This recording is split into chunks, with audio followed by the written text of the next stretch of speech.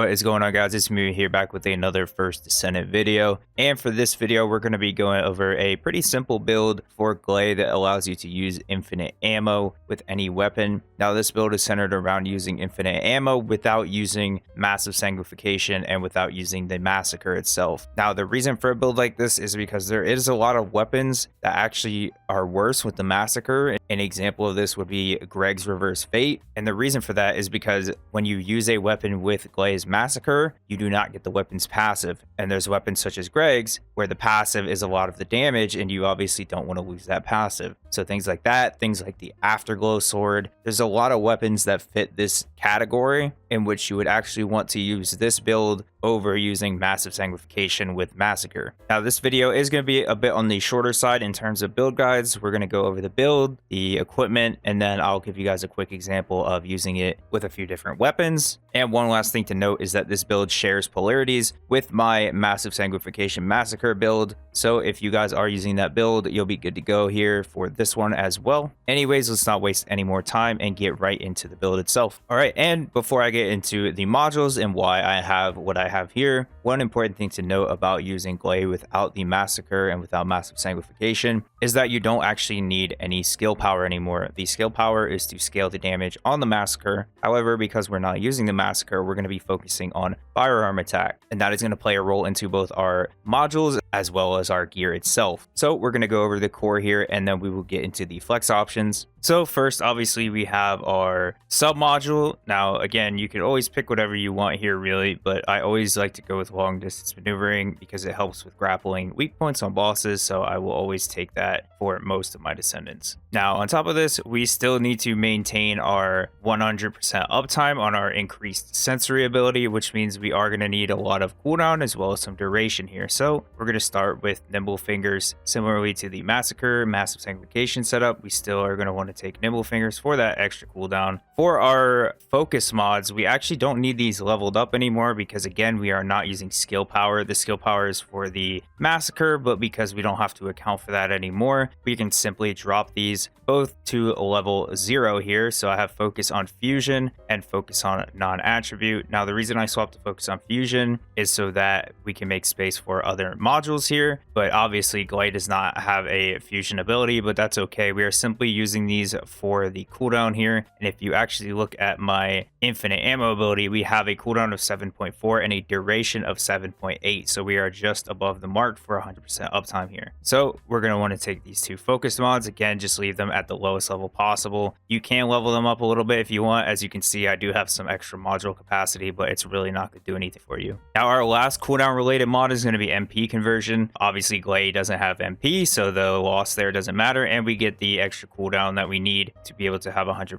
uptime. So that is going to be our last cooldown mod. You absolutely need to have this to ensure that 100% uptime. As far as duration goes, the only mod here we're going to need is maximize duration. If you copy the gear that I have, which I will show you after we get through all the modules, but the only one you're going to need here is going to be maximize duration. So that gives us an extra slot for another module, but you absolutely need to have this. Now let's get into the survivability side of things. So we are going to be taking increased HP and stim accelerant here. Again, the mana loss does not matter whatsoever. And we are basically stacking a ton of HP because Gley uses that as a resource. Now, the other thing about this is we're actually going to have a ton of base defense anyways, to the point where having a defense mod is not going to give us nearly as much value as just stacking a ton of HP. I'll show you guys that again as we get into the gear, but you're going to want to stack these two HP modules here to get as much HP as possible. Now, continuing on with survivability, this is a personal preference here, but it just depends on how you want to play this build out. Maximize conservation,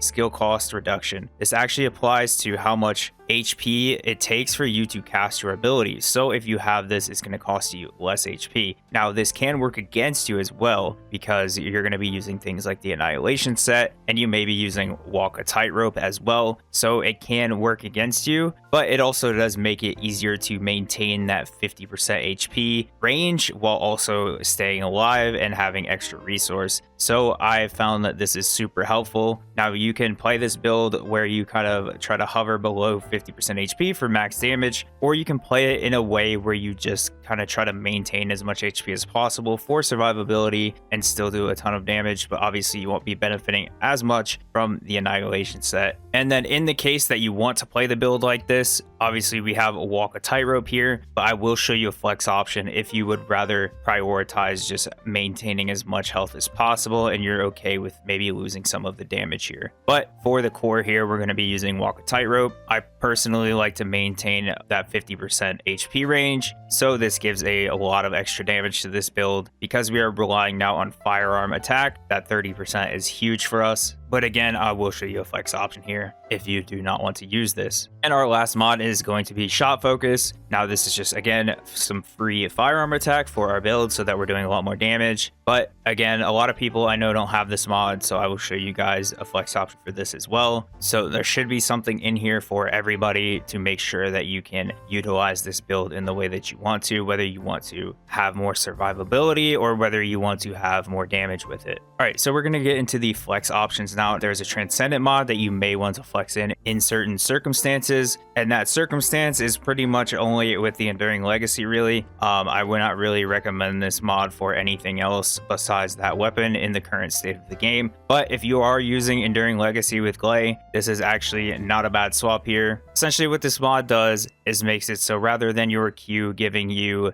15% firearm attack increase for all of your shots, it's going to go from 15% to 21% after you've been firing for 2 seconds. Now, it does also mean that first second is not going to be empowered, but when you fire for 1 second, you get 15, and then once you fire for 2 seconds, you get an additional 6 on top of that. So it does end up being more DPS if you're using the Enduring Legacy. Now, the other important thing to note about using this Transcendent mod is that you aren't going to actually have infinite ammo, but you're going to have a ton of ammo for the Enduring Legacy because you'll be getting an extra 8 seconds of ammo on top of the entire clip, but just something to keep in mind. Right, now some flex options here for Shot Focus. If you don't have Shot Focus or you want more survivability, there's a lot of different flex options we can use here. So the first one is, obviously, if we take this off, we have the Rutile Polarity. If you've copied my Massacre Massive Sanguification build, you're going to have this as a Rutile slot. So one thing we can do here is throw on increased defense. Now, again, I'm going to show you with the gear that you don't really need increased defense here. You're going to have such high base defense that it won't really matter. But again, if you just want to be super tanky, that is an option. You can absolutely throw increased defense here. Another thing you can throw here is a skill extension, and that's basically going to give you a little more leeway with your infinite ammo, and it's just going to have more uptime. So our duration went from 7.8 seconds to 9.6 seconds. That gives us a lot more comfort room when casting this ability. So that is also a great flex option for this slot. Now, some other options is you can use the different element immunity mods. So if you just want to throw one of those in here, again, you have so much extra mod capacity that there is some flexibility here. Like if you want to use anti-freeze solution for gluttony, for example, this is a very good mod for gluttony. You could flex that here. You can throw whichever one you need for whichever boss you're doing if you want that extra survivability. And then as a last flex option here, auto immunity is actually a very nice mod. It's going to give you a little more HP if you pick up HP packs from the different ads and stuff during bosses or wherever you're using this, but also that incoming damage modifier goes up to 10.5%, and that is post resistance, which means if you take 1,000 damage after all your resistances have been applied, it's just going to take 10% off of that, so it'll do about 900 damage. So this actually does end up making you a lot tankier, and depending on how much defense you're actually running, can give you more damage reduction than just adding a defense mod into your build. Now, because of how much extra module capacity we actually have with this build, there's a lot of flex options that you can do with the Walk a Tightrope slot as well, and you can also play those into using both of these as flex options to get extra survivability if that's the way that you want to play this build. So one way you can get extra survivability here is by using Strong Mentality, and you can just throw it right in there, and again, you can see we still have plenty of module capacity. That Strong Mentality is going to make it, again, so that your abilities are costing less health. So if you want to go with a more survival focused build where you're maintaining health and you're not really trying to maintain below 50%, you're just trying to get as much health as possible to stay alive, you're going to lose some damage, but you'll be a lot tankier. if this is the way you want to go, you can put strong mentality there. And then again, you could combine that with, say, increased defense here. So again, you can see there's a lot of flexibility in terms of actually getting extra survivability on the build if that's the way that you want to do it. And again, you could use this slot for if you want to throw auto immunity in there, if you want to throw one of the element mods in there. Again, you can mix and match these however you want to. You have plenty of extra module capacity to be able to do that how you want. Now, as far as your reactor goes,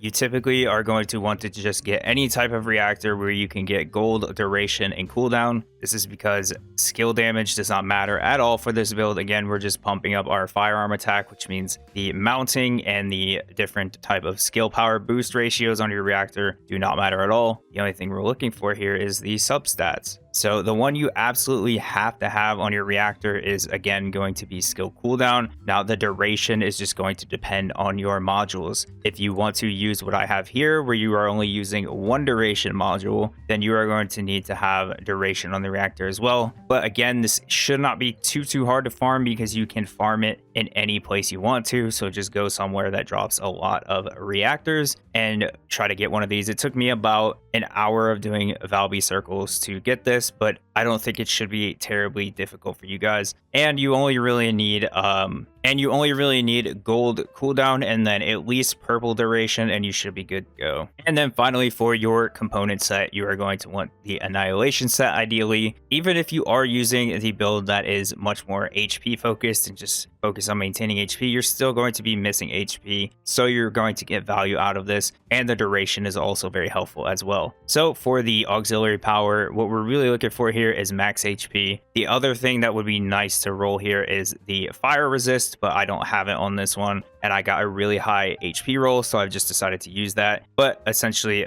HP and then fire resist, and you would just wear that all the time. And then you have fire resist for whenever you are fighting fire enemies. You don't have to worry about swapping things around. And then for the annihilation sensor, the only thing we really need here is the chill resist. This is just, again, so we don't have to swap things around. The mana doesn't matter. Anything else you roll on this doesn't matter. You just want to try to get one with as much chill resist as possible. Because Gley has no mana and no shield, we don't need anything to do with those. We're just here to get as tanky as possible with opponents. And for our backpack, we're going to want to get defense and electric resist. Again, same principle. Once you have all the resist on all your components, you don't have to worry about swapping things around, and you're not going to benefit from anything else to do with mana recovery, shield recovery, etc. None of that stuff's going to help you on Gley. Having all the resist is very nice and convenient to just doing different types of content and having that extra tankiness no matter what you're doing. And then obviously we just want defense to be tankier. And for our processor, again, same exact thing. Now the shield doesn't matter at all, so we really just want the toxin resist here. Same thing as all the other pieces. We're just trying to get as much of the resists as possible on these because none of the other stats that we roll actually make any sort of difference for Gley specifically. And if you look down here, you can see I am sitting on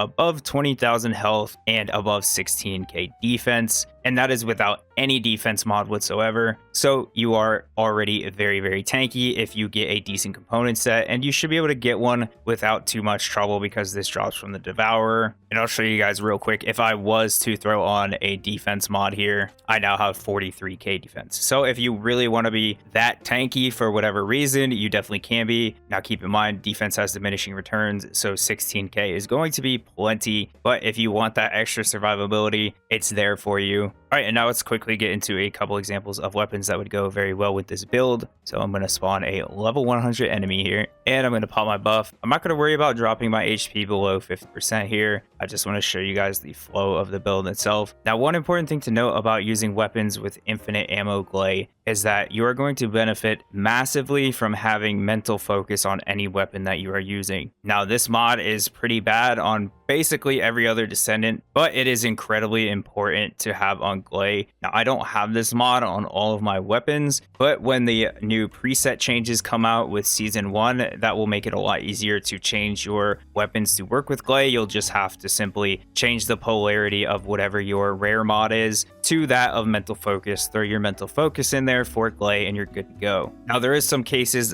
also where you wouldn't want to use mental focus on something like a sniper rifle, obviously, but if you are constantly shooting a lot of rounds at a time to a point where you can get the mental focus stacks within about 10 to 15 seconds to their absolute max, then you're definitely going to want to have that on the weapon that you're using. So I actually don't have mental focus on my Enduring Legacy right now, but the gameplay loop is going to be the exact same for when you do. So essentially the way you're going to play this build with whatever weapon that you are using is you're going to pop your one ability at the start. That is going to be your Frenzy. Now again, we are not worrying about our Massacre, which means we don't have to worry about using our 2 ability or our 4 ability, which is our ultimate, the Massacre. So the only ability we have to worry about now is using our 3 ability, which is our infinite ammo, and it's as simple as just popping it on cooldown. So I'm going to pop it and just start firing here, and I'm going to pop it again and keep firing. And you're just going to do this with whatever weapon you have. If you have a sniper, you're going to shoot X amount of shots, and then you're going to pop the infinite ammo again and keep shooting, and you'll just never have to reload. And one important thing to keep in mind if you are using mental focus, which you should be in most cases, these stacks are actually going to maintain themselves through this ability. So you're going to be able to maintain your stacks for any weapon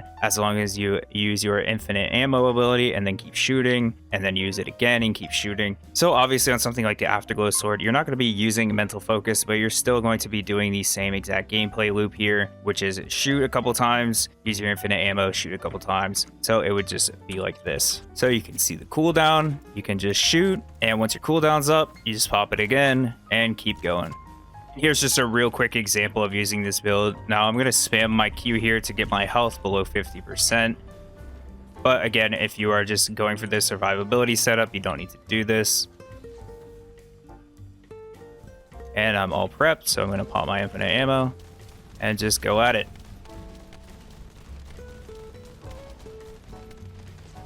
Anyways, guys, that is going to do it for this video. Thank you guys so much for watching. If you did enjoy this video and if you do enjoy the content and you have not already subscribed, please consider doing so. If not, all good. Thank you so much to my Patreon supporters for the continued support. Thank you to those who have registered me as your creator for the Nexon Creator Program. I'm leaving links to those in the description below if you want to check them out. And my next Descendant build guide is going to be Eugen, which will be later this week, so stay tuned for that. Anyways, I'll catch you guys in the next one. Take it easy.